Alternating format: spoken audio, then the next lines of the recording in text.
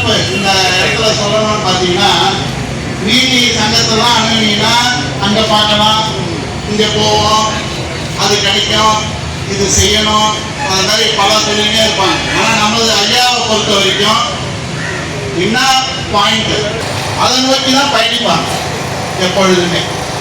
அதனால் அது சில காலங்கள் தாழ்ந்து தடைப்பட்டு போனாலும் அதில் வெற்றியே நமக்கு வந்து சேரும். இதில் பார்த்தீங்கன்னா கிட்டத்தட்ட 30 கௌரவ விரிவுரையாளர்கள், 20 கௌரவ பட்டதாரி ஆசிரியர்கள், 61 மொழி ஆசிரியர்கள், 168 பாலசேவிகா சகோதரிகள், 24 FAT மற்றும் 30 ஒப்பந்த அடிப்படையில் நியமிக்கப்பட்டவர்களை பணி நிரந்தரம் செய்ய கோரி புதுச்சேரி அரசு ஆசிரியர் சங்கங்களின் ஒருங்கிணைப்பு குழு சார்பில் இன்று தர்ணா போராட்டம் நடைபெற்றது. ஒரு சிறப்பு பார்வை. புதுச்சேரி அரசு ஆசிரியர் சங்கங்களின் ஒருங்கிணைப்பு குழு சார்பில் இன்று தர்ணா போராட்டம் அக்டோபர் 4, 2025 சனிக்கிழமை காலை 9 மணி முதல் 1 மணி வரை புதுவை சட்டமன்றம் முன்பு நடைபெற்றது. ஆசிரியர் சங்கங்களின் ஒருங்கிணைப்பு குழு தலைவர் திரு கே பாரி அவர்கள் தலைமை தாங்கினார். அரசு ஊழியர் சங்கங்களின் கூட்டமைப்பு கௌரவ தலைவர் திரு TR சேஷாசலம் அவர்கள் சிறப்புரை ஆற்றினார்.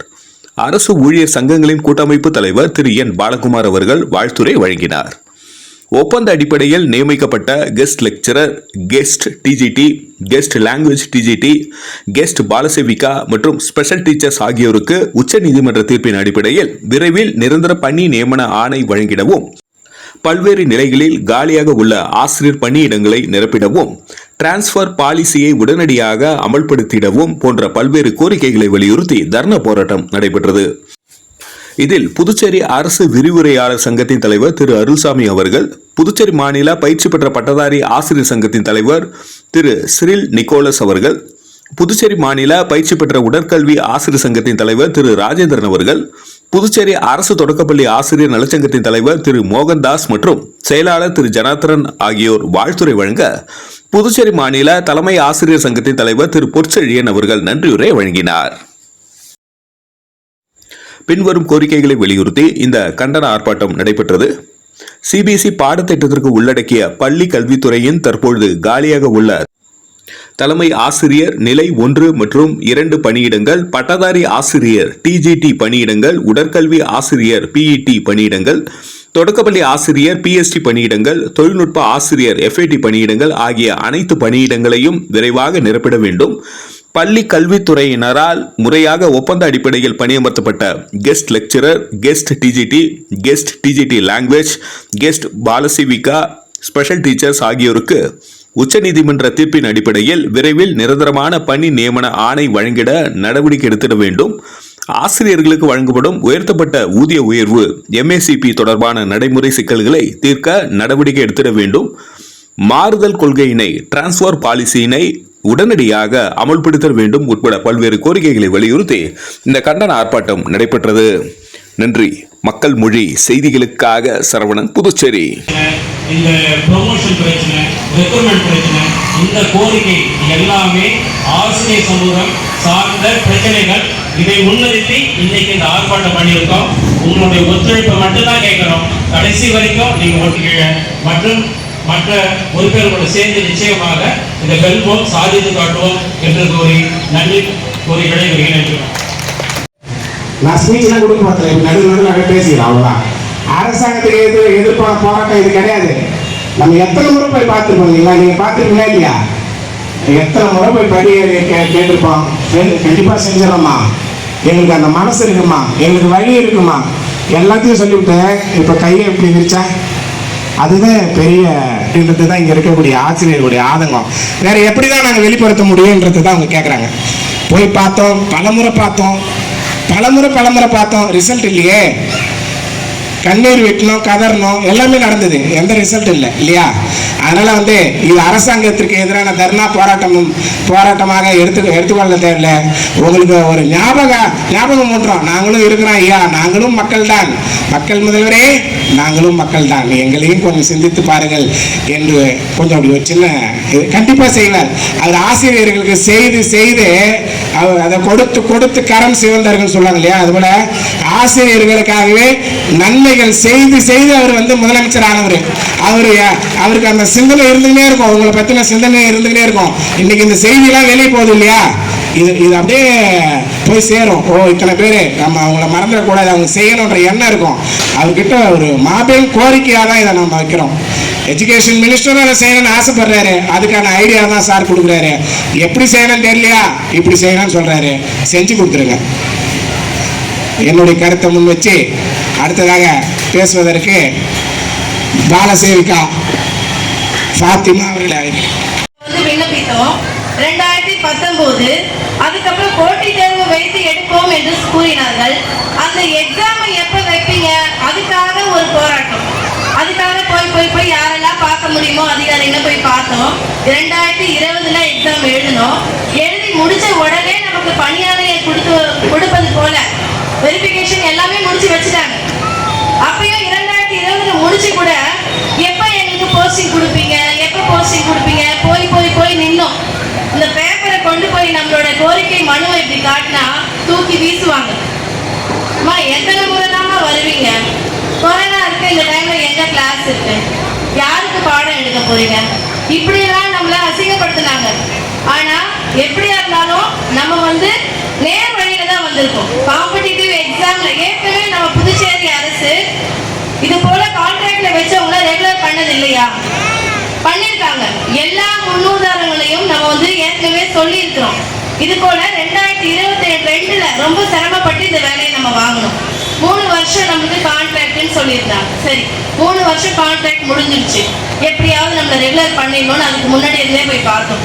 3 வருஷம் இருக்குல்ல, 3 வருஷம் முடியட்டும், வாங்க கண்டிப்பா பண்றோம் அப்படின்னு சொன்னாங்க. அதுக்கப்புறம் 3 வருஷத்துக்கு அப்புறம் என்னாச்சு, இல்லைன்ற ஒரு நிலைமை வந்துச்சு. சரி, நம்ம வந்து போராடணும்ல, போராடினதுக்கு அப்புறம் ஐயா சொன்னாங்க, வெண்ணெய் திரண்டு வரப்ப தாழியை உடைச்சது போல நீங்க ஏன் கழிஞ்சு போயிட்டீங்கன்னு. ஒரு முதல்வரையா எங்களை அழைச்சி உங்களுக்காக ஒரு கேபினெட் கூட்டி ஒரு நல்ல முடிவை எடுக்கிறோம் அப்படின்னு சொல்லியிருந்தாங்க. இந்த வேலையை வாங்கினதுல எங்க தவறு என்ன இருக்குது?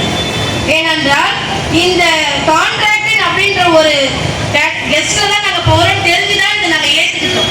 ஏன்னா எங்களுக்கு எப்படியாவது ரெகுலர் நடக்கும் அப்படின்ற ஒரு எண்ணத்துல. ஆனா இப்ப போய் நாங்க நடுவில் கேட்டா என்ன சொல்றீங்க, நீங்களாம் டீச்சர்ஸ் தானே, எதுக்கு கான்ட்ராக்ட்ல வந்தீங்க? அந்த நிலைமையில நம்மளுக்கு வேலை கிடைக்குமா கிடைக்காதான்ற ஒரு ஏக்கத்துல நம்ம இருந்தோம். வாங்கிட்டோம் சந்தோஷமா. அப்போ இப்ப இருக்கிற கல்வித்துறை அமைச்சர் ஐயா அவர்களும் சொன்னாங்க, இனிமேட்டு எல்லாமே கான்ட்ராக்ட் தான், எதுவுமே ரெகுலர்ல எடுக்க மாட்டோம் அப்படின்னு சொன்னாங்க. ஆனா இப்ப ஜீவோவை மாத்தி எல்லாருக்கும் ரெகுலர்ல போட்டுட்டு இருக்கீங்க, சந்தோஷம். எங்களையும் கொஞ்சம் நினைவுபடுத்தி எங்களுக்கும் ரெகுலர் பண்ணுங்க தானே நாங்க வேண்டி கேட்டுக்கிறோம். ஒரு முதல்வரையா எங்களுக்கு உறுதி கொடுத்துட்டாங்க, கண்டிப்பா நல்லது நடக்கும்னு கலைஞ்சு போயிட்டோம். ஆனா நம்ம மாதிரி ஒரு முட்டாள் யாருமே இருக்க மாட்டாங்க. ஒரு 3 மாசம் நம்மளுக்கு கொடுத்தாங்க, அதையும் வாங்கிட்டு போனோம், போய் வேலை செஞ்சோம். அதுக்கப்புறம் மறுபடியும் உங்க வேலையில இருந்து தூக்க போறாங்க அப்படின்னு சொன்னாங்க. ஒரு 9 நாட்கள் நம்மளுக்கு கேப் வந்துச்சு. மறுபடியும் நமக்கு ஒரு ரீஎங்கேஜ்மெண்ட் ஆர்டர் வருது. அப்பயாவது ஒன்னா எல்லாரும் உட்கார்ந்துடலாமா, இந்த வேலை எங்களுக்கு ரெகுலர் பண்ணி கொடுங்க, அப்பதான் போவோம் அப்படின்னு உட்காரலாமான்னு ஒரு எண்ணம் இருந்துச்சு. ஆனா அப்பையும் நிறைய பேருக்கு என்னன்னா, ஐயோ நம்ம அரசாங்கத்தை எதிர்த்து போராடல, இருந்தாலும் இந்த ஆர்டர் நம்ம வாங்கலைன்னா ஆர்டர் ஒபே பண்ணல அப்படின்னு நம்ம ரெகுலர் பண்ண நம்ம சில வழிமுறைகளும் மருத்துவங்களும் செய்ய வேண்டியது. அதன்படி தான் நம்ம உட்காந்து சரிங்களா. அதனால உங்களுக்கு கண்டிப்பாக ரெகுலரைஸ் கண்டிப்பாக கிடைக்கும், அது எந்த மாற்று கருத்து இல்லை. அடுத்தது என்னன்னா, உங்ககிட்ட முதல் ஒற்றுமை இருக்கு, இந்த எடுப்பால் கை கொண்ட மாதிரி இருக்காது. ஆளாளுக்கு ஒன்று சொல்லுவாங்க, எது உண்மைன்றத முதல் நீங்கள் அலசி ஆராயும்.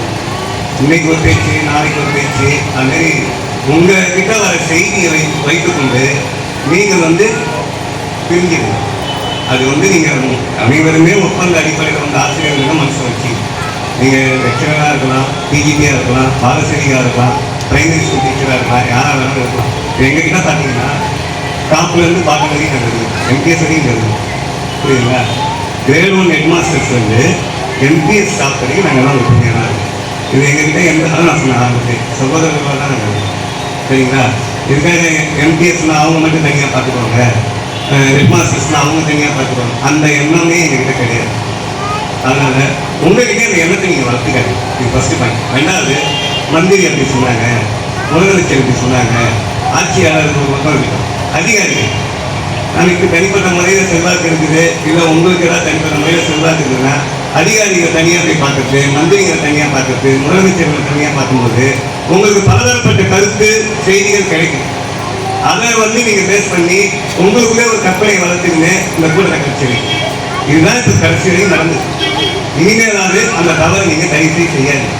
நீங்கள் ஒற்றுமையாக இருந்து எங்களுக்கு ஒத்துழைப்பு கொடுத்தாதான் நீங்கள் நினைக்கிறத எங்களால் செய்ய முடியும். சரிங்களா? ஒற்றுமையாக இருந்தால் தான் எங்களால் அதை போராடி வாங்கி கொடுக்கவும் முடியும். நீங்கள் உங்கள் மனப்பான்மையை நீங்கள் இருந்தீங்கன்னா எங்களால் சப்போர்ட் பண்ணுறது சிரமமான விஷயமா போயிடும். அவங்களே வரல, நீங்கள் எதுக்காக நீங்கள் நிற்கிறீங்க நம்ம கேள்வி கேட்பாங்க. அதை நல்லா மனசில் வாங்கிக்கோங்க. தயவுசெய்து நீங்கள் அணி பிரியாதீங்க. ஒரே அணியாக ஒப்பந்த அடிப்படையில் நியமிக்கப்பட்ட ஆசிரியர்களாகவே இருங்க. இதில் எந்த நீங்கள் சகோதரிகளாகவே இருங்க. அதுதான் உங்களை ஜெயிக்க வைக்கும். சரிங்களா? அடுத்தது மெயினாக இந்த கோப்புகள், உங்களுக்கான கோப்புகள் பற்றி சம்பள நிலை இதெல்லாம் போனது இல்லையா? இதில் குறைவடைய குளறுபடியால் தான் இதெல்லாம் நடக்காமல் போச்சு. அது சீக்கிரமாக நடத்திடும்னு சொல்கிறாங்க. அதுக்கு நாம் முயற்சி எடுத்துட்டு தான் இருக்கோம். டிஆர்எஸ் தலைமையில் நாங்கள் 2 முறை அதை சந்தித்து கேட்டுருக்கோம். அவங்களும் எவ்வளோ சீக்கிரம் இதை நாங்கள் செய்ய முடியுமா செய்யலாம்னு சொல்லியிருக்காங்க. அதாவது துறைக்கே வழிகாட்டுற இடத்துல தான் நம்ம கௌரவ தலைவர் ஐயா இருக்காங்க. துறைக்கு ஒரு பிரச்சனை, துறையில் சிறப்புரையாற்ற வந்திருக்கும் எங்களது பெருந்திரளாக கலந்து கொள்ள வந்திருக்கும் ஆசிரியர் பெருமக்களே, உங்கள் அத்துணை பேருக்கும் முதற்கண் என் வணக்கத்தை தெரிவித்துக் கொள்கிறேன். இந்த போராட்டம் இந்த தேதியில் அறிவித்த போது நான் கூட மனசுல கொஞ்சம் கலக்கம் இருந்தது. புரட்டாசி 3வது சனிக்கிழமை தலில் போடணும், நிறைய வேலை இருக்கு, இப்படி புலம்பக்கூடியவர்கள் தான் நிறைய இருந்தாங்க. ஆனால் உங்களை பார்க்கும்பொழுது அதையெல்லாம் தூக்கி விட்டு கிடாசிட்டு தெய்வத்தால் ஆகாதெனும் முயற்சி தன் மெய்வருக்க கூலி தரும் இந்த தாரக மந்திரத்தை ஏற்று இங்க அத்தனை பேரும் கூடியிருக்கிறீங்க. பேசின அத்தனை பேரும் சொன்னாங்க, இந்த போராட்டம் உங்களை தாக்கி இல்லை, அரசாங்கத்தை எதிர்த்து இல்லை, இது பயந்து சொல்ற வார்த்தை இல்லை. ஒரு சின்ன உதாரணத்துல சொல்லணும்னா, ஒரு பசுமாடு தன் கன்றுக்கு பால் கொடுக்கும். இந்த கன்றானது பால் குடிச்சிட்டு தான் இருக்கும். பசுமாடு அது வேலையை பார்த்துக்கிட்டே இருக்கும். நீங்க நல்லா கவனிச்சு பார்த்தீங்கன்னா, அந்த கன்று பால் குடிச்சிட்டு இருக்கும் போது 2 முட்டு மடியில. ஏன் அந்த முட்டுனாதான் அதுக்கு பால் கிடைக்குமா? நிச்சயமா இல்லை. உனது கவனத்தை என் பால் செலுத்து அப்படின்றதுக்காக தான் அந்த 2 முட்டுறது அந்த கன்று. அதுபோலதான் இந்த போராட்டம். இந்த போராட்டம் என்பது அரசாங்கத்தினுடைய கல்வித்துறையினுடைய கவனத்தை ஈர்ப்பதற்காகத்தான் இந்த போராட்டம். முதல்ல பாத்தீங்கன்னா, இவ்வளவு பெரிய கல்வித்துறைக்கு ஒரு நிரந்தரமான செயலர் கிடையாது, இயக்குனர் கிடையாது. இந்த பக்கம் பார்த்தா உப்பு செயலர், அந்த பக்கம் பார்த்தா சக்கரை இயக்குனர். இப்படி மொழி தெரியாதவர்கள் எல்லாம் இங்க உட்கார்ந்து இருக்காங்க.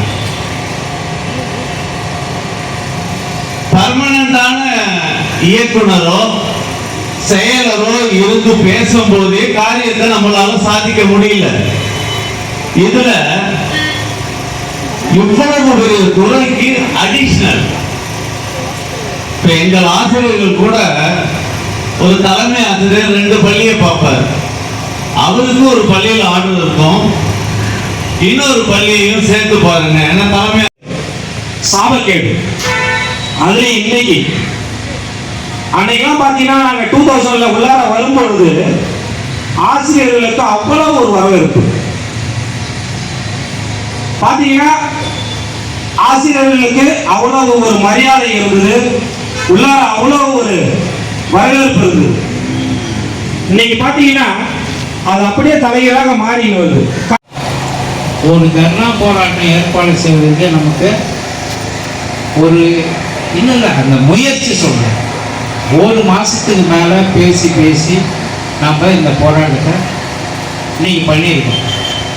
இந்த போராட்டம் வைக்கும்போதே நான் சொன்னேன், உடனே செய்திலாம் வரும் பாருங்க, உங்களுக்கு ஃபைல் போட்டாச்சு, ரெடி ஆகி போச்சு, எதுக்கு போராட்டம் பண்ண போகிறீங்க அப்படின்லாம் செய்திலாம் வரும், எல்லாம் காதில் வாங்கிக்கிங்க.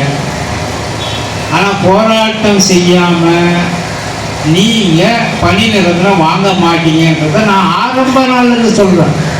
இன்னைக்கு நேற்று சொல்கிறேன், ஆரம்ப நாள்லேருந்து சொல்கிறேன். அது ஏன்னா இப்போ இருக்கிற அரசாங்கம் அப்படி ஆகி